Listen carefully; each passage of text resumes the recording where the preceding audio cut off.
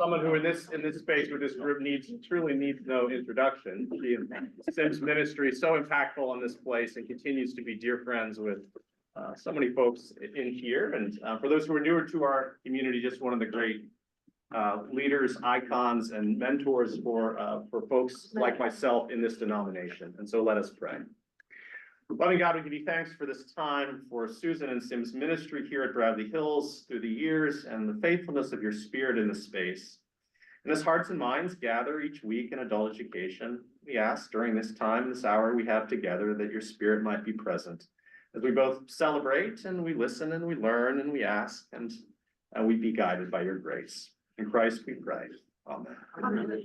It's so good to see you. Oh, I'm looking, seeing all these faces, and you know, we all kind of look alike except for some zags, bags, wrinkles and gray, but other than that. Luckily, our eyes aren't as good, so we can't. Well, and I'd just like to say a couple of words of introduction. There are a few of us who weren't with Susan, and it's just with great joy and pleasure that we welcome Susan, who really shepherded us from 1989 through 2006.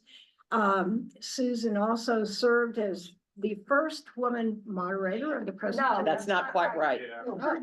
Pastor. I was the first pastor. There was a woman executive before me, and Yeah, the first woman pastor. congregational pastor, so it's.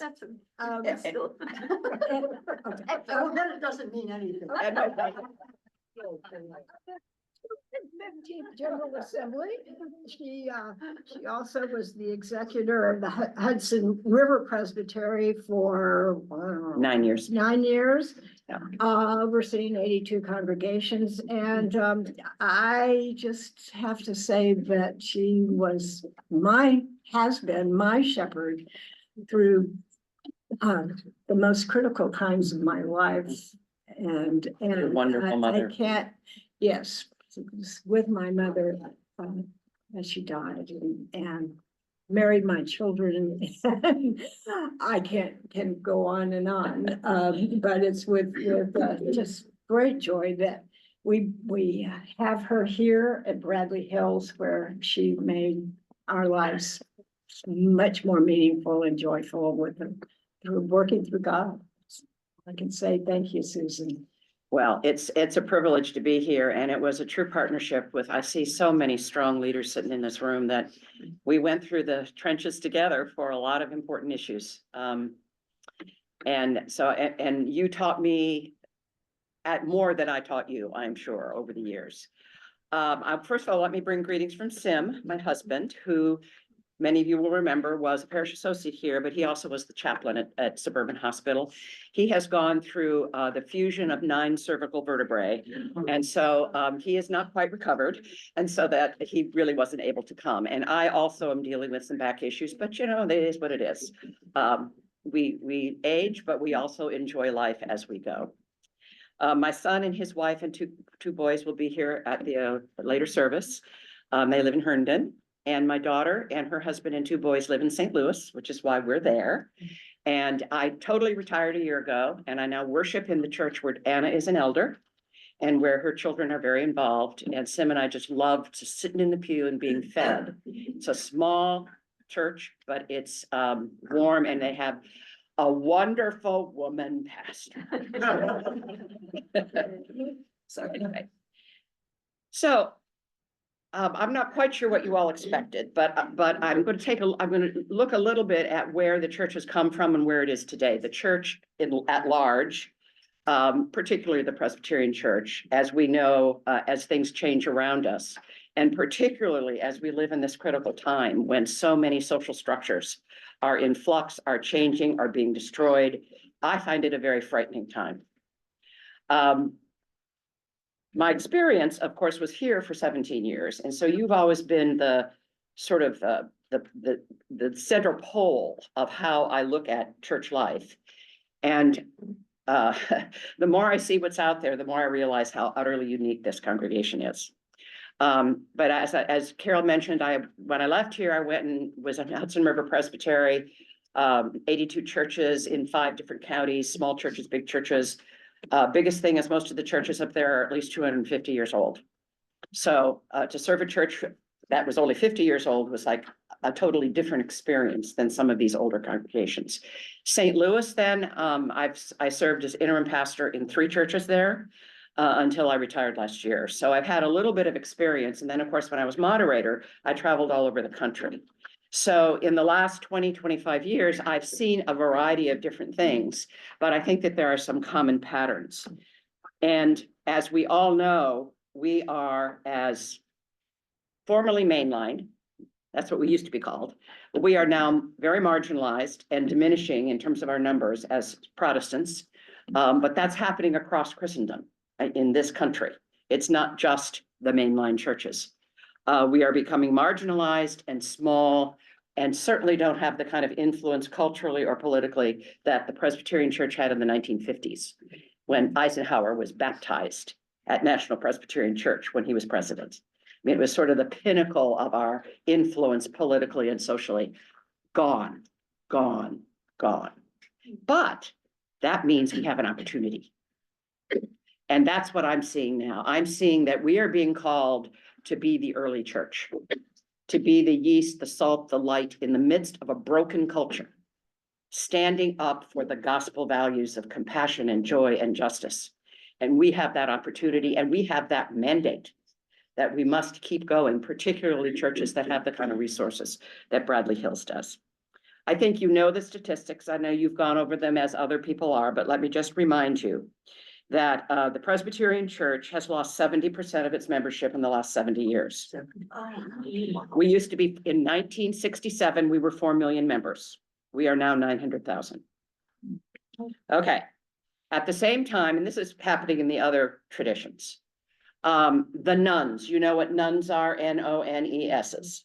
These are the people who are saying, I'm spiritual but not religious, or I have no spiritual anything. In other words, ask, what church do you go to? Or nothing, nothing, nothing. In 2007, 18% of the culture were nuns. Now in 2024, which was the latest Pew record, 28% of Americans are nuns, N-O-N-E-S's. And those under 30, 67% are nuns. Okay, so you see what's happening. And the projection is that by 2070, the percentage of this nation that are Christian will be 46%. The percentage of this nation that will be nothing will be 41%. And the rest will be the Jewish, the other faith traditions. So statistics can be boring, but it shows you the trend and the fact that the institutional strength and organization of mainline churches is losing not only numbers, but influence in terms of power and prestige and politics. Praise the Lord, because we don't want to be co-opted by power and money and politics. We want to be faithful disciples of a rabbi named Jesus, who was inclusive, who was kind, who was just, who was joyful, who loved the children, who healed people, who stood up to power, and who died a painful death because Jesus wanted to share completely our human experience. That's what God does. There's no darkness, there's no pain, there's no suffering that God is not with us in. And that's the kind of faith that we are called to serve and to have. And isn't that needed today? My goodness, that's needed today. So most churches don't have the resources you do or have had in the past. So that's why Bradley Hills Presbyterian Church, along with a few other churches like this, have a calling to begin to be a counter-cultural voice and community with an alternative consciousness that is visible, vocal, and active in the world. So that there is somebody pushing against what we are seeing in our politics and in the individuality and money that seems to run this country. Let me briefly say that the Presbyterian Church as a denomination, I told you the statistics, has just gone through a massive restructuring. People have been let go left and right, kind of like the federal government, but for different reasons. There is no money. Churches are not paying their per capita. And unlike Bradley Hills, most congregations don't give to the mission of the church. So the offices in Louisville are downsizing. One of the biggest things that's happened just in the last, for those of you who are nerds, you know that there was the Office of the General Assembly and the Presbyterian Mission Agency. Those two agencies no longer exist. There's now one agency, unified agency. The stated clerk, who's a brand new stated clerk, young Korean American woman, is now the titular head of the denomination. The biggest change and so the denomination isn't going to be doing curriculum. They're not going to be providing stewardship resources. They're not going to be producing things because their whole point is to empower you to do that and to empower presbyteries to do that. The other big change is when I was moderator in 2004, we had 235 mission personnel around the world, 255. They are being downsized now to 44. There will no longer be missionaries. There will be liaisons from the Presbyterian Church working with Christian denominations in other countries and interfaith groups, ecumenically interfaith, so that together the religious communities can empower the people who live in those countries. It's a totally different model, and I think it's the right model. Anyway, those are some of the changes that are happening to change the way, and it's not just Presbyterians, it's other denominations. Now, you know that the strength of this church, David and I have had many conversations. By the way, he walks on water, as far as I'm concerned. He is a wonderful, wonderful pastor. And I have to say that when he was first called, I didn't know much about him. I knew where he used to work. I was very worried that this guy was going to destroy this church. And none of that happened. It just became much more healthy in all the ways that you are healthy because of who you are, not because of who he is. But anyway, 22 people in your confirmation class, unheard of, unheard of. Growing children and youth, unheard of. Now, there are a couple churches that are doing this. The interfaith stuff is still completely unique. And I know for some people that doesn't matter, but it is such a model for the world of how people with deep differences can love one another and learn from one another and do things together. And that's one of the reasons Bradley Hills is unique. When I was here, I don't know if it still is, but people joined this church because of that model. Yes. Yes. Not because they were Jewish and Christian, but because of what it stood for. They joined this church because we had an openly gay pastor, and they wanted a church that would support gay people. They joined this church for the music as well, but in other words, what makes you unique and strong, people will drive to come to, because there is something that is burning in the heart of a community to try to live out the gospel in important ways. I'm just going to name two other churches in St. Louis. One I served for 2 years, and it was a lovely title. They called me their theologian in residence, which was a fancy title for teaching adult ed. But anyway, if any of you know the St. Louis area, Webster Groves is the Bethesda of St. Louis. It's the oldest first suburb outside of the main city. That church is 175 years old.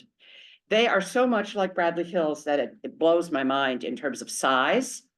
Their pastor is a clone of David, sort of, although he's older. Now, he used to be a corporate executive, this guy, and then went to seminary and then came to this church. But they too, they are growing in terms of youth and children.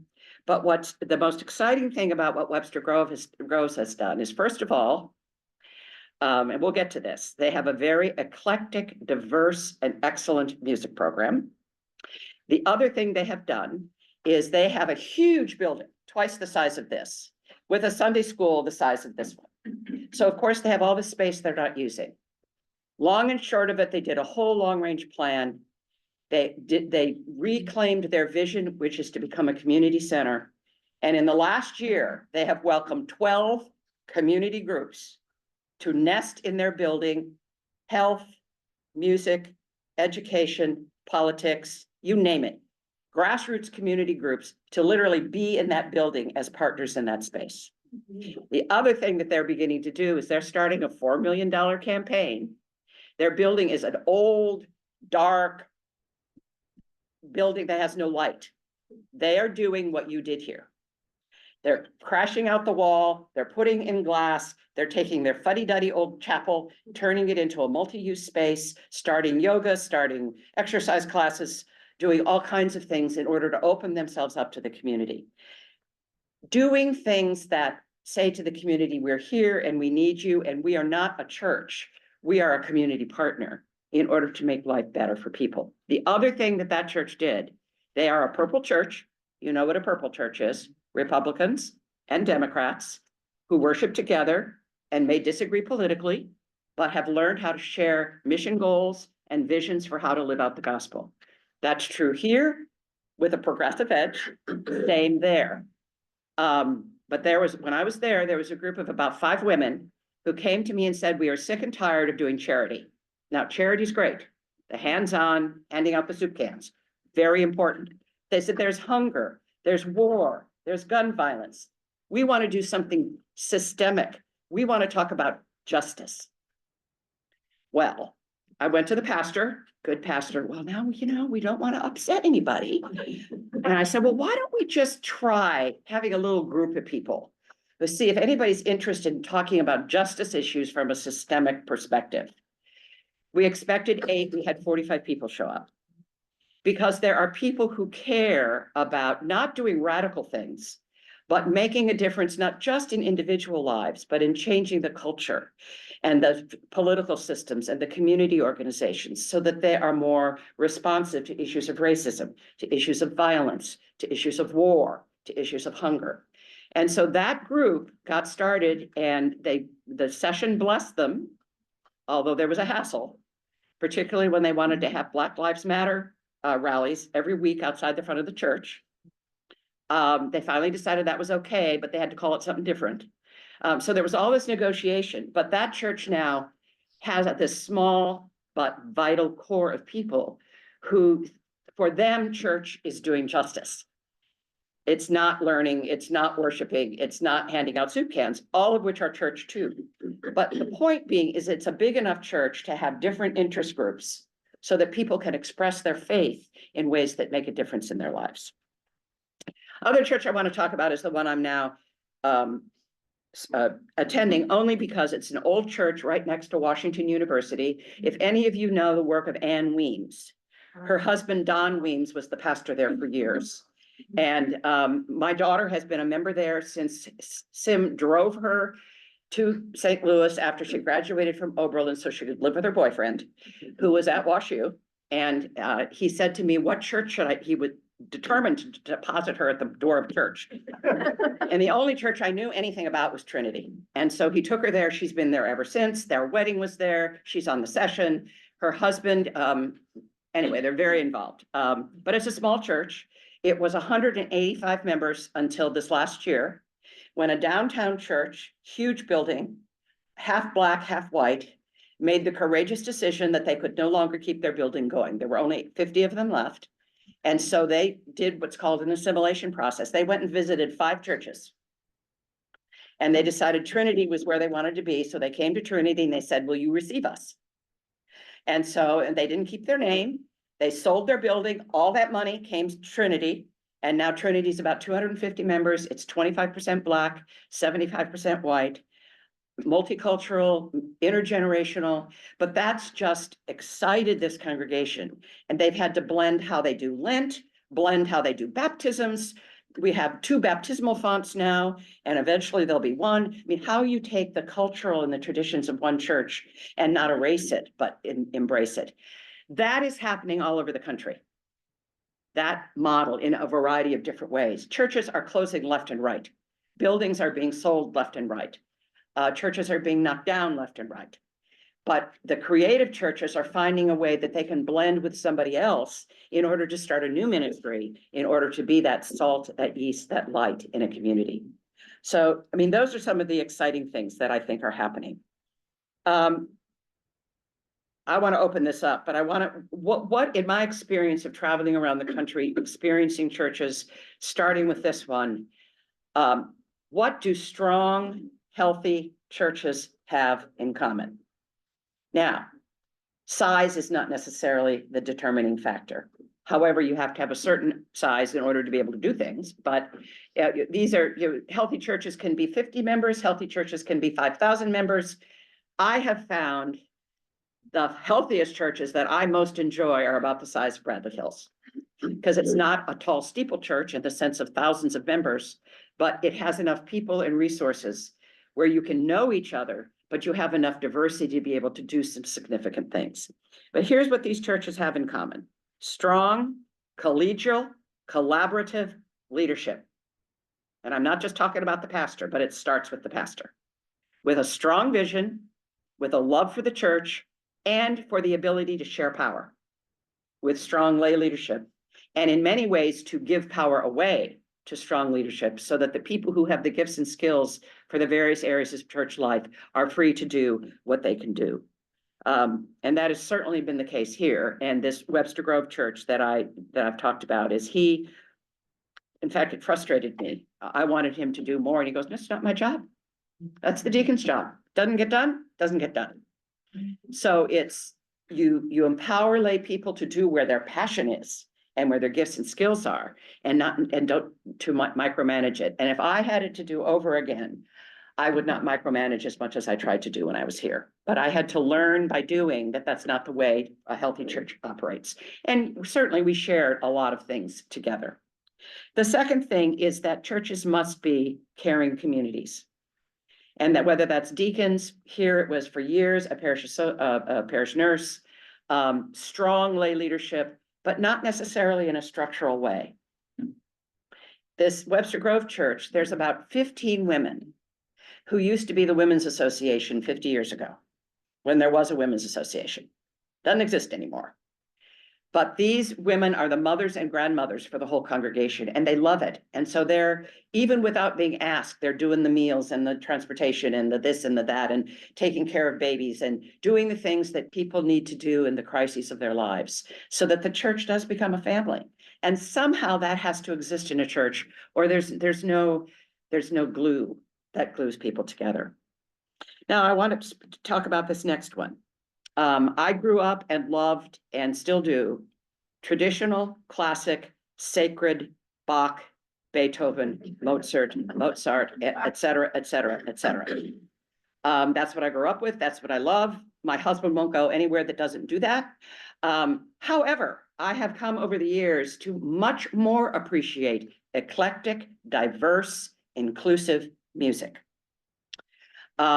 Webster Grove, when I went there, they had two services, like you do. Their first service was in Fellowship Hall with a rock band. Leading that worship service was utter pain for me. They had more people at that service than they did at the traditional service in the sanctuary, with the organ, with the robes, with the liturgy. Now they've moved beyond that, and they're doing an interesting model, which I won't go into. But I think, and we had the music battles here, and I don't know if I should call them battles, but particularly when the 8:30 service started, how are we going to make that different musically as well as other ways? But what I've discovered is, let me talk about this Trinity Church I go to now. They have a wonderful organ. They hired somebody who couldn't play the organ, but she's taught herself, and she's doing a great job. The music director is a biracial woman who is a trained musician. She does classical, she does jazz, she does gospel, she does multicultural, she does bluegrass, over the course of a year. And it's all done beautifully with excellent quality. And the choir is about 20 strong, which for a small church is good, and they go right along with it. And then that feeds into how the liturgy, it's still a very liturgical service with all the parts we love, but it's done in a kind of creative, open way. So let me, David did not pay me to say this, but I'm going to say it anyway. I know Paul Vasil. Paul Vasil has just been voted in as your interim music director. Paul Vasil was the musician at Trinity Presbyterian Church when my daughter was born, or when my daughter was married. And her service had organ and gospel, and it was just the most incredible wedding with such variety. He is known across this country for his diversity, his creativity, his willingness to come in and say, what do you love? What do you miss? How can we grow? What would you like to try? In order to build a musical ministry that represents the different styles and loves within a congregation. So I'm seeing that happen more and more and more in churches that are steady or growing, is that there is this openness to do it with excellence, but to do it with diversity. The other thing that healthy congregations have, obviously, is a deep, wide, committed mission basis of all kinds of mission, whether it's healthcare, or whether it's education, or whether it's justice, or whether it's housing, or whether it's anti-war, or whether it's gun safety prevention, or whatever it is. A strong mission program with a lot of mission people involved, which Bradley Hills has had over the years. And with the most number of people involved as you possibly can, because younger people who still have a foot in the door, but don't come every week, are looking for congregations that are authentic, that are highly participatory, that are making a difference in the world. That's what they're looking for. And so obviously this is not rocket science, but I always said that there was a three-legged stool for a healthy congregation: dynamic, creative, consistent liturgical worship, education for all ages that includes spiritual formation, prayer, the spiritual disciplines, as well as intellectual and theological and biblical studies, and then a mission program that visibly changes the community for which the church is known. And I think that that's certainly what's been the case here as I've followed you over the years. The other thing that I just this morning when I walked in, read your welcoming statement that's on the bulletin board in your narthex. What a wonderful statement. Inclusivity, theological inclusivity, political inclusivity, gender, orientation inclusivity, age, race, every conceivable kind of inclusivity is simply what we must be as the church. It's the only thing that Jesus wanted. And in today's world, nobody else is doing it. I mean, the church continues to serve a purpose as a community catalyst that very few, because all these other organizations are falling apart too. So inclusivity. When studies have been done, why are young people leaving churches? Why are young people not becoming Christian? Why are young people going somewhere else? What's the number one reason? You know, other than they don't like institutions. They see church as exclusive, condemning, narrow, judgmental, around social issues, around identity issues, and that's not the world our young people live in. I mean, if the schools my grandkids go to, the communities that my children are part of, are diverse in every way, shape, and form. That's who they are. And if they go into a church that somehow feels exclusive to a particular group of people, it's like, well, this is not, I don't want to be a part of a community like this. And that's certainly not who Jesus was. So I think maybe I'll leave it at that. Let me just conclude this way. Years ago, Roger Nishioka came to this church to do a youth event. He's now the senior pastor at the Village Presbyterian Church in Kansas City, which is the largest, other than Fourth Pres in Chicago, church in the nation. Roger, at that point, was the youth guru of our denomination, and he did all kinds of interviews of young people and asked, what are you looking for in churches? And the answer was, and I think this still holds true, authenticity. When I walk into a worshiping community, do people have masks on? Or when you say, how are you? Well, when you say, how are you? You don't always say, oh, I'm fine. But you might say, well, actually, I had a pretty crappy week. Can I tell you about it? or in an adult ed class, I don't agree with what you just said about what that means in the Bible. I think it means this. In other words, authenticity of honesty and openness and trust. Second thing, participation. The more participatory, the better, which means in worship, the chancel players, do they still exist? All of your choir. Oh, there you are. Oh, such a wonderful program. Lots of activity with kids. Some churches have the kids usher, receive the offering, do that, run around occasionally. I never forget the early years when I was here and we were trying to build the education program, because if you remember in the late 80s, there were very few kids. And we wanted to bring in kids and we had to have an educator, first of all, and we found Karen Werner, who in her heyday was unbelievable. But we wanted to make worship more friendly for children. At that point, there was not a time with children. And I remember meeting in the worship committee and some people who will remain unnamed, who were a little bit older, said, we don't want children in worship. We don't want the noise. They make too much noise. They, they run around, they disturb, what? But it took us a while. It took us a while. And of course, now most churches are much more open to that, and we need that energy. Churches that are drawing young families again, like you are, is wonderful post-COVID, because so many people lost the habit and the hunger during COVID. And if they're coming back, they're looking for something for their children that they're not finding in the schools. They're not finding in the community. They're not finding on the sports teams. They're looking for something for their children that they can bring. So authentic, participatory, inclusive.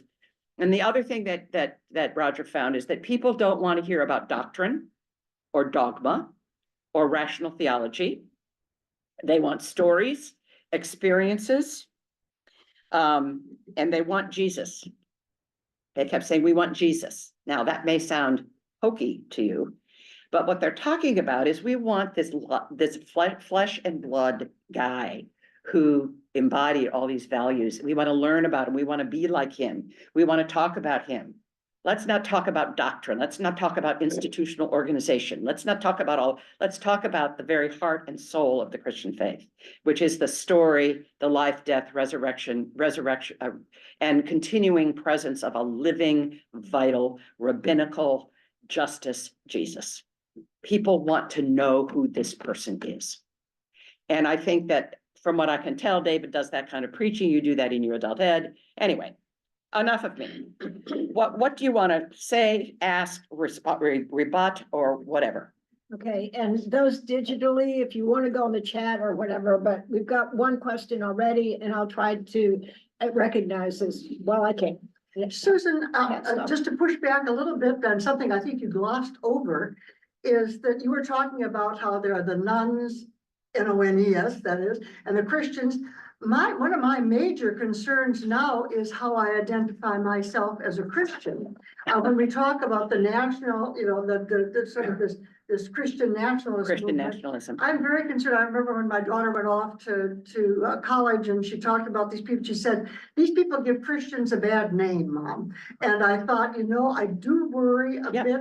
And so I think that there's really within this Christian piece of how you're dividing people, part of our challenge is that many of us who consider ourselves Christians, and I use that as a defining of who I am in my life, don't see that in people who call themselves Christians and actually probably are growing, but don't see the Christian values that I hold dear as important to them. How does that fit into your model, Susan? Yeah, thank you, because that's clearly when I talk about the kinds of Christian stuff that I've been talking about, I'm talking about, again, a Jesus-centered, justice-centered, gospel-centered, Sermon on the Mount, Matthew 25, justice, mission kind of understanding of Christianity. I think that one of the problems is we formerly mainline Protestants are very nervous about talking about our faith.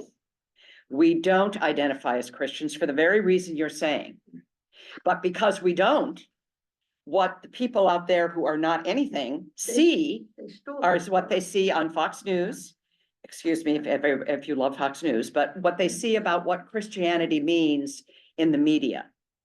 Because those, that they tell the story much better. The media savvy is much better. So again, I keep saying we have to be countercultural. We have to act in a countercultural way. We have to make it known. I mean, I'll never forget in St. Louis, this Webster Grove Church, when they were trying to figure out how they could be justice people. I don't know, after the shooting down in Florida of all the kids in school, St. Louis and a lot of churches had marches for gun safety and changing gun laws. And some people at this church, Webster Grove, so well, can we organize a group of people to go down for this march? And the pastor kind of went, well, I guess so. And he ended up going. We had 75 people who showed up to march with a banner that said Webster Grove's Presbyterian Church. There have been the Black Lives Matter stuff in St. Louis has been huge because of the Michael Brown stuff. The Presbyterians, several of the congregations marched together in all of those protests. In other words, there has to be a visible way of saying there's a different way of being Christian. So, and so I'm not belittling, there are many lovely people who are into a more conservative, individualistic understanding of Christianity. But that's not how I read the gospel. And if I don't articulate it in a different way with my body and my voice and my community, no one's going to know it exists. Well, I actually, when you said belittle, I think maybe we do need to do a little belittling. What would Christ do? I mean, I was never part of that group. There were people who used to, what would Jesus do? But the truth is, what Jesus would do right now, I think would be totally rejected by people who call themselves Christians. He would probably not be white. He would probably be poor. He would have long hair and maybe not too clean. My point is, I think, I'm not sure belittling is the right word, but I do believe We need that to prevent an stand up. alternative narrative. We need to have we need to have a story that counters that. For me, an example of that would be the Bishop of Washington and the National Cathedral, who preached a sermon out of the Gospels directly. Yep. And of course, and then she has been condemned. The House passed a resolution condemning her. But there was an example where an interpretation of Scripture based on joy and justice and equality and love and compassion and all the rest was spoken loudly for the whole world in a way that I think people were like, really? Yeah. And I think she changed some people's minds, even though she's in trouble. But how many times do we see that? No. We don't. Yes. Not right. I don't know if you heard when Jimmy Carter died, and there was that was so, talk about my kind of Christian. Yep. But anyway, when he was lying in state, the chaplain of the House of Representatives is a Presbyterian minister, a woman, a former chaplain.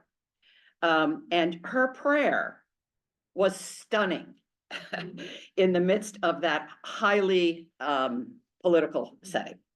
Again, a way of articulating a different framing of the gospel in order to interpret things differently and call people out of their best selves. So you're absolutely, I don't mean to be a Pollyanna. What I'm trying to say today is, in 50 years, there may not be many Presbyterian churches left. There may not be many progressive Protestant churches left. That doesn't matter. This is not about, will we survive 50 years from now? What matters is, what are we going to do right now in the midst of a world that is falling apart in terms of the values we hold dear? We simply must do something. Dave, yes. And then Laura will get to. I'd be very interested in hearing your perspective, looking at the big picture for Christianity writ large and, Presbyterianism writ smaller, of the conservative evangelical movement, which you didn't mention explicitly.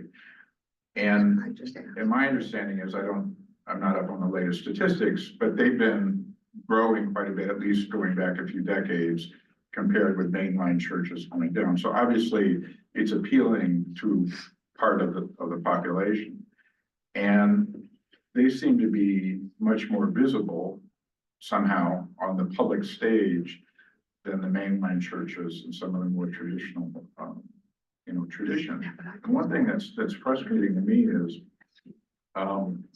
you know, oftentimes when you're in discussions about religion and you hear the nuns talking, they say, well, the Christians are That's what anti-LGBTQ+. That's what, yeah, Well, what they're referring to is what the Right. evangelical conservative, but there seem to be a large number of people who think that that is Christianity. And they're not aware of the fact that there are other parts of Christianity that take a very Right. different view on these things. which is why the bishop's sermon was so important, because it showed a sign that most average people don't know. Let me just do a little statistics here. I didn't do them all. The nuns right now are 27%. The evangelicals are 24%. The Catholics are 23%. Mainline, us, are 14%. And 11% are the other faith traditions. Now, the evangelicals are beginning to decline. You wouldn't know it, but they're about 20 years behind us in terms of people who are all caught up in the spirit, but then move away, partly because of the institutional trappings of religion. People don't like institutions, and they certainly don't like habits. They certainly don't want to have to discipline themselves in order to be caring about the world. I mean, those are hard things. It's countercultural identity in a world that says money, power, sports, entertainment, the latest technological gizmo, and we haven't even talked about media, which is huge. Yeah.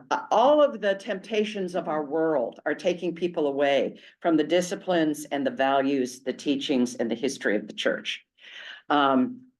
And quite frankly, I'm not a politician, but I mean, the right-wing politicians have totally co-opted the evangelical movement. It has become a political movement. As far as I'm concerned, it's not a spiritual movement in most ways. And the vast majority, or not, a large number of people who voted for our current president and say it's because they're evangelicals, never darken the door of a church. So they don't have that community, that education, those sense of values, that sense of discipline, that long history. It's a problem, but to go to our little church on Sunday morning, we have to drive through this main street where this new church called the One Family Church, non-denominational, has taken over an old theater in St. Louis. And we sometimes have to wait 10 minutes because the crossing guards stop traffic. So all the people pouring into this theater can get across the street. And these are Black people, Hispanic people, young people, old people, white people, children. They're just pouring into that church. And if you were to go into that church on a Sunday morning and listen to that man's sermon, it would be justifying everything that is happening in the political world right now. That's what's happening. Now, I'm pushing the envelope a little bit, but it's a cultural thing. It's a political thing. And, you know, Jesus was not a politician. Jesus didn't run for office. Jesus stood up to the Pharisees, the Sadducees, and Caesar's guys who were trying to bleed the poor for all their money. And he didn't do it as a politician. He did it as the representative of God's values on earth. And he died for it. So there's a cost to be paid for standing up to this cultural moment. But there's also an opportunity to, in our own little way, provide a different sense of vision and light and reality. I don't know if that's helpful, but we need to speak up. We need to, you know, if you're in a group and somebody says, well, that's not my understanding of what it means to be a Christian. Let me tell you this story about my church. Or, Yeah, we do need to speak. Absolutely. And, you know, well, that's not how, you know, that's not how I interpret that scripture. When Jesus says this is what he means. We need to articulate, and you don't have to be a biblical scholar or a theologian. You just need to be somebody who speaks out of your heart and out of the values that you care about for your children and grandchildren in this world that is falling apart.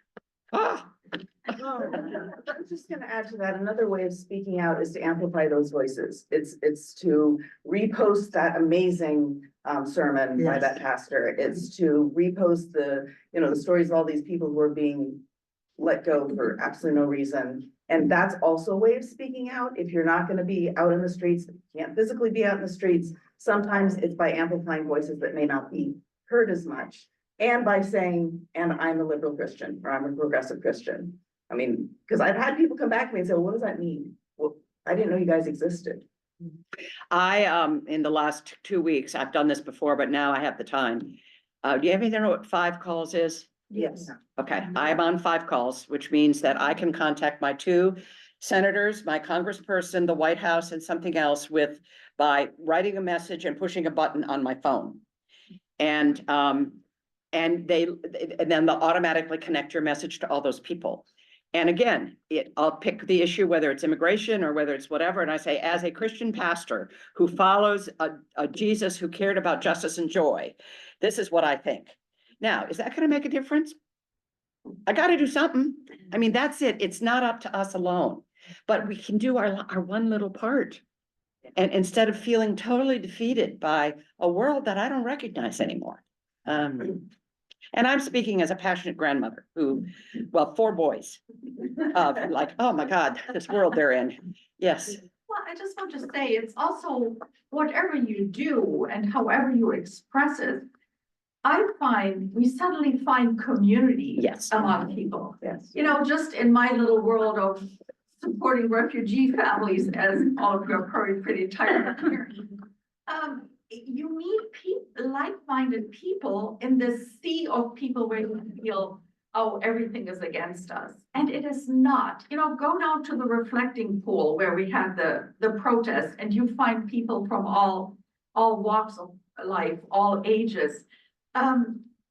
Yesterday, I spent several hours with the refugee family in PG County, and involved are people from Temple Micah and a guy from a Unitarian church, and we didn't know each other from Adam. And we came together, and here are these wonderful people. So you feel community, and community is empowering for all of us. And then of course we do. You're absolutely right. And I know we're going to be running out of time here, but I've gone through, partly because retiring for me was not easy. Thank goodness. But it's letting go of an identity in a 50-year career is one thing, but I think also I had to acknowledge that I'm grieving over the fact that the church I went to when I was 5 years old, that helped me fall in love with Jesus, is not out there as much as it used to be. And that much of what I love about our tradition is gone. And it's easy to grieve and just, be sad. But as I said earlier, I've turned around. I think, this is exactly what needs to happen.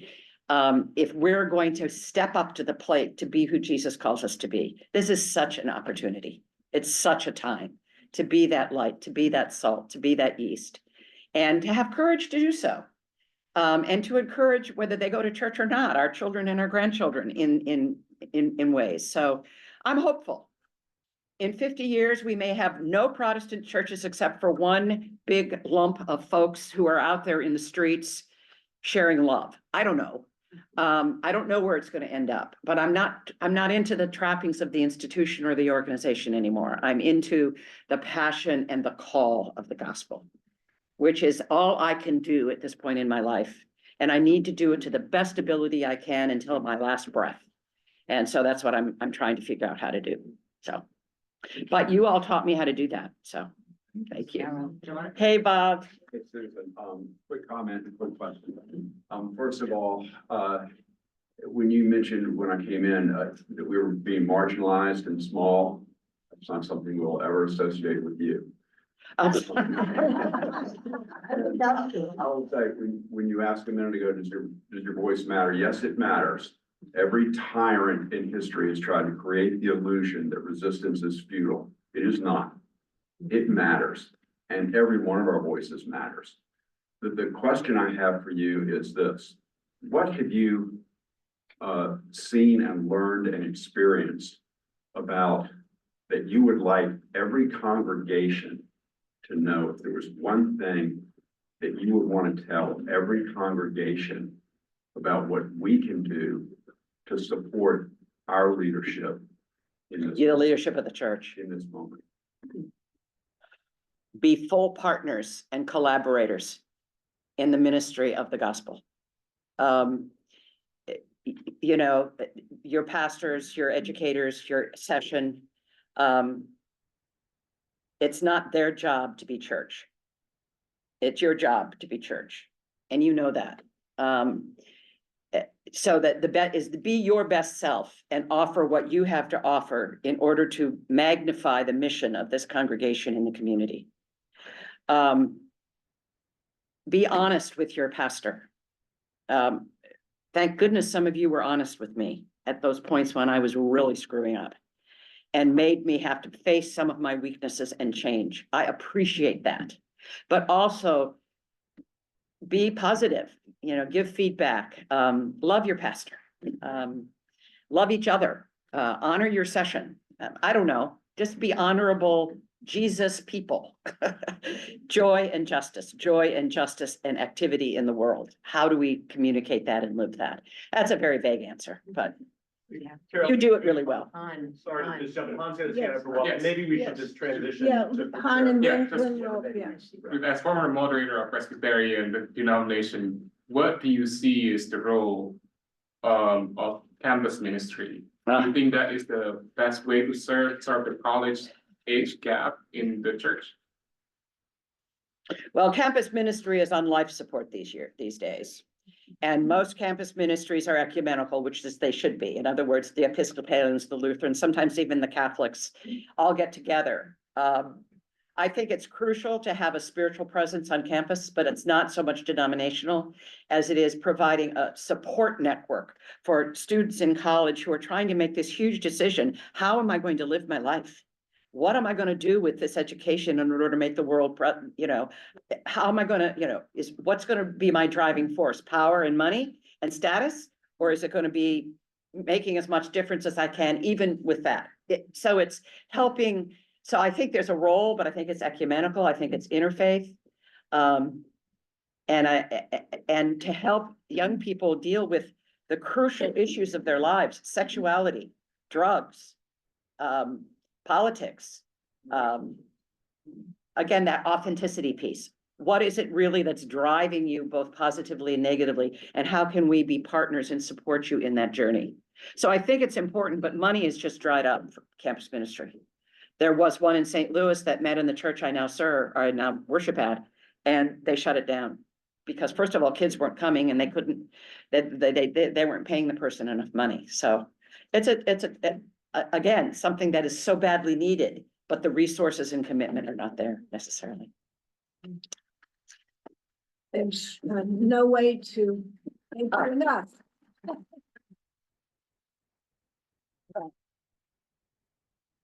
You listened to me blabber for 17 years, so thanks for listening one more time. I would urge everyone here to continue the work, to listen to what Susan had to say. We view this particular hour as a keystone to bring people together and a springboard to get out and to do our work. And it's a particularly, so we want to hear from you. Next week and the week after, we have Denise Domkowski Hopkins. Oh, she's great. Telling us about Lamentations and bringing us together as the time period that preceded Christ's ministry. But there were key aspects of that book, that short book, that she will get us involved and bring that to us.